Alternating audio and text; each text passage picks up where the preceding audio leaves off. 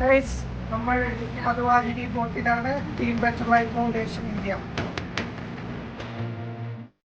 നമ്മളെ ഇടയിൽ പോകുന്നത് ഇവിടുന്ന് നേരെ അഴിമുഖം കടലും പുഴ കൂടിച്ചേരുന്ന സ്ഥലം. എന്നിട്ട് തേജസ്വിനി പുഴ, കാവോയി കായൽ ഇതും കൂടി സംഗമിച്ചിട്ട് നേരെ വെക്കടപ്പുറം, അരിത്തല, അറബിക്കടലിലേക്ക് ഒഴുകിച്ചേരുന്നു. പിന്നെ അതിൻ്റെ അതിൽ അവിടെ ഐലൻഡ് ഉണ്ട്. വടക്കര ഫിഷിംഗ് ഹാർബർ ഉണ്ട്.